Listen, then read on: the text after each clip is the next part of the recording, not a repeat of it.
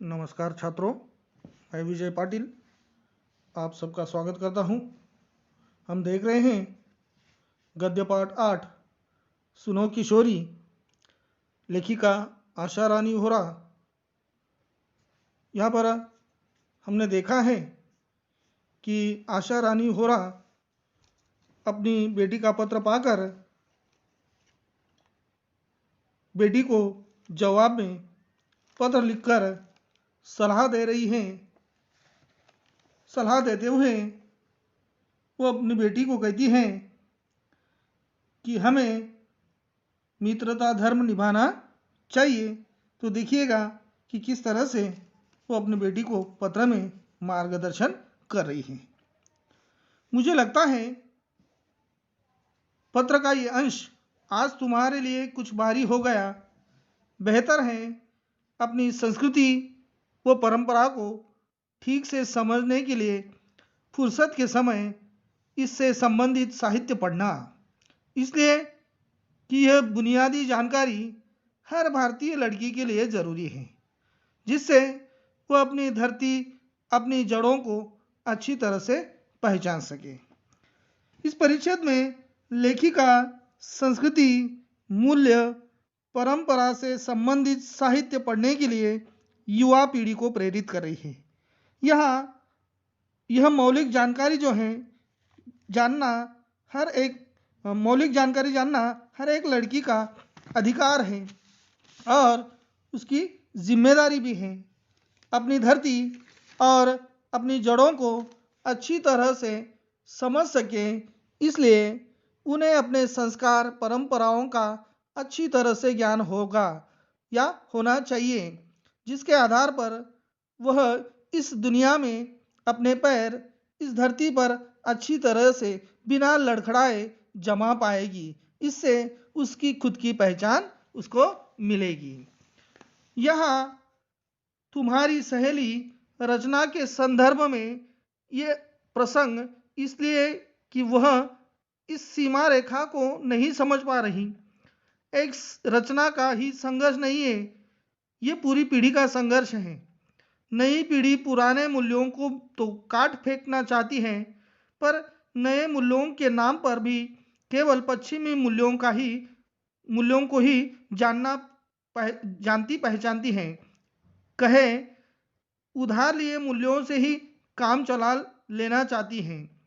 नए मूल्यों के निर्माण का दमखम अभी उसमें नहीं आया है।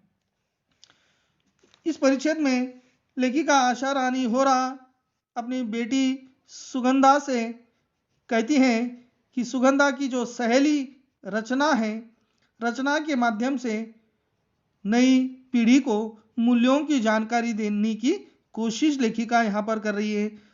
वो यहाँ कह रही है, इस पत्र में तुम्हारी सहेली रचना का उल्लेख कर रही हूँ। उससे संबंधित तुमने मुझे एक प्रसंग बताया है।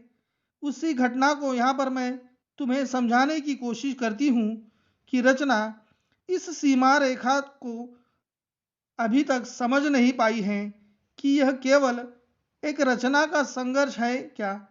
नहीं है, यह एक युवा पीढ़ी का संघर्ष है, क्योंकि यह जो नई पीढ़ी है वह पुराने मूल्यों को पूरी तरह से काट देना चाहती है। वह उसे अपनाना ही नहीं चाहती है, बल्कि पश्चिमी मूल्यों को ही अपने जिंदगी में स्वीकार कर आचरण कर रही है। नई पीढ़ी किसी दूसरे के संस्कारों को, उद्देश्यों को, परंपराओं के आधार पर ही जो उधार लिए हुए हैं, हमारे देश के नहीं हैं, विदेशी हैं, उनको नई पीढ़ी अपने जिंदगी में उतारना चाहती हैं या उतार रही हैं। नए मूल्यों के निर्माण का दमखम अभी उसमें नहीं आया है। हमारे सभी पुराने मूल्य सभी के सभी जर्जर नहीं हैं, उसमें से कुछ अच्छे भी हैं जिन्हें हमें अपनी जिंदगी में उतारना है। आज की पीढ़ी हमारे सभी मूल्यों को छोड़ चुकी है। सुनो, नए मूल्यों का निर्माण करना है तो नए ज्ञान विज्ञान को अपनी धरती पर टिकाना होगा।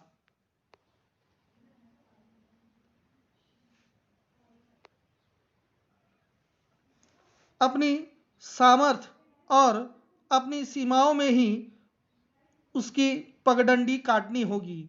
यह पगडंडी काटने का साहस ही पहले जरूरी है। नई चौड़ी राह उसमें से खुलती दिखाई देगी। यहाँ पर बताया गया है कि नए मूल्यों के निर्माण में सामर्थ्य और सीमाओं का क्या महत्व होता है, इसको लेखिका समझाना चाह रही हैं। वह कहती हैं कि सुनो, नए मूल्यों का निर्माण करना है तो नए ज्ञान विज्ञान को पहले समझना होगा। अगर तुम समाज में कुछ बदलाव लाना चाहती हो तो सबसे पहले खुद में बदलाव लाना होगा। वो बदलाव तुम कैसा लाना चाहती हो, इसके लिए तुम्हें खुद जानकारी लेनी होगी। वह हमारे समाज के लिए अच्छा है या नहीं। जो बदलाव तुम समाज में और अपने आप में लाना चाहती हो, उसके बारे में वह बता रही है। अभी तक हमारी इस नई पीढ़ी में इतनी हिम्मत नहीं है कि वह कोई नया मूल्य अपनी इस धरती पर जमा कर सके। वह कह रही है, अगर तुम दूसरों में बदलाव लाना चाहते हो तो सबसे पहले तुम्हें खुद में बदलाव लाना होगा। पहले तुम्हें उस रास्ते पर चलना होगा, अर्थात तुम्हें खुद चलकर एक पगडंडी बनानी होगी। इस रास्ते पर तुम्हारे साथ कोई होगा, यह मत सोचो। इस बदलाव के लिए सबसे पहले तुम्हें चलना होगा। जैसे जैसे तुम इस कार्य में चलोगी, वैसे वैसे समाज के लोग भी इस बदलाव के रास्ते पर चलेंगे और पगडंडी चौड़े रास्ते के रूप में बदल जाएगी। मतलब तुम जैसे अपने आप में परिवर्तन करोगी, वैसे ही लोग तुम्हारे पीछे पीछे आकर अपनी जिंदगी में परिवर्तन करेंगे। इस तरह से लेखिका आशा रानी होरा अपनी बेटी सुगंधा को पहले अपने आप को बदलने के लिए कहती हैं। तुम अपनी सहेली रचना को यह समझाओ कि क्रांति की बड़ी बड़ी बातें करना आसान है, कोई छोटी सी क्रांति भी कर दिखाना कठिन है, और एक ही झटके में यूं टूट हार कर बैठ जाना तो निहायत मूर्खता है। फिर अभी तो वह प्रथम वर्ष के पूर्वार्ध में ही है, अभी से उसे ऐसा कोई कदम नहीं उठाना चाहिए। जरूरी हो तो सोच समझकर वे अपनी दोस्ती को आगे बढ़ा सकते हैं। इसमें लेखिका आशा रानी होरा बता रही हैं कि क्रांति यानी बदलाव। क्रांति यानी बदलाव, मतलब बदलाव लाना है, कोई सामान्य काम नहीं है। बदलाव लाने का काम सामान्य नहीं है। तुम्हारी जो सहेली है वह असाधारण कार्य करने की सोच रही है।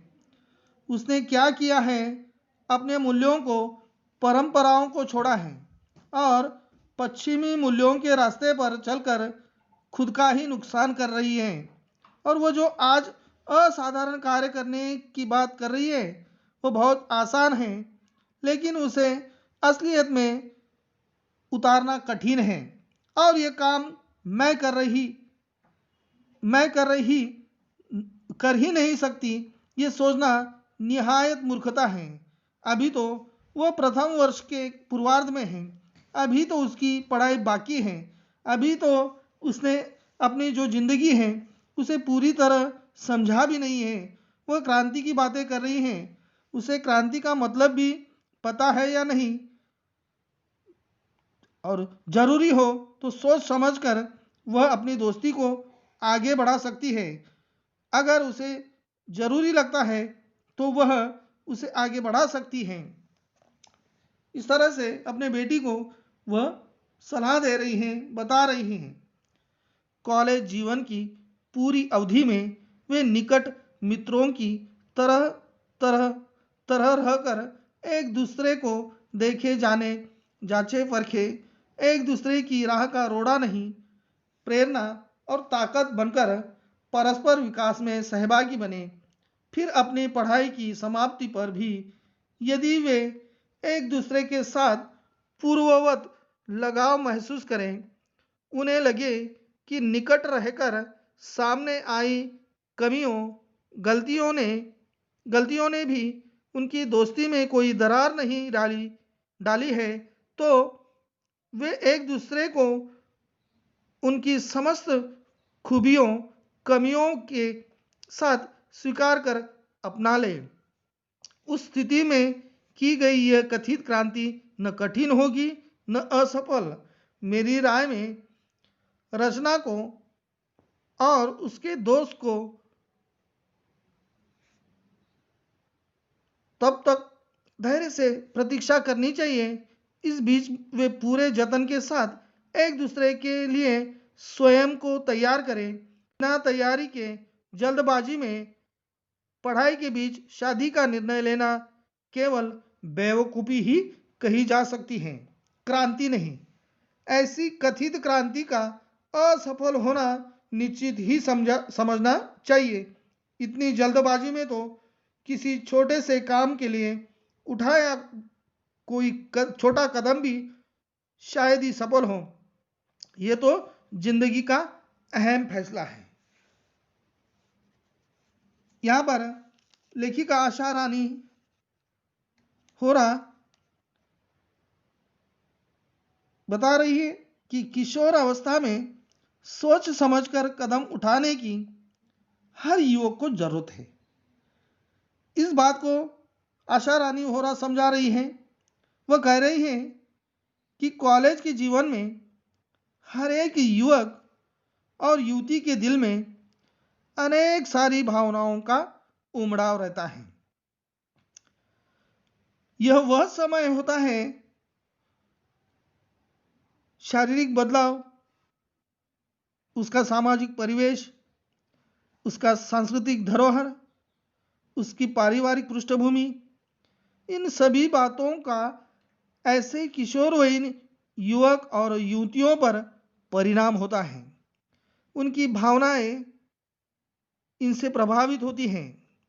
इसलिए लेखिका कहती है, रचना अगर उसके दोस्त के साथ लगाव महसूस कर रही है और उसे भी लगता है कि वह सामने वाला जो दोस्त है वह भी उससे लगाव महसूस कर रहा है, लेकिन अभी अपने पढ़ाई को बीच में छोड़कर शादी का निर्णय लेना इन दोनों के लिए मूर्खता साबित होगी, क्योंकि अभी अभी उनकी पढ़ाई शुरू उन्होंने की हुई है। अगर वह ऐसा निर्णय लेते हैं तो दोनों की जिंदगी बर्बाद हो सकती है।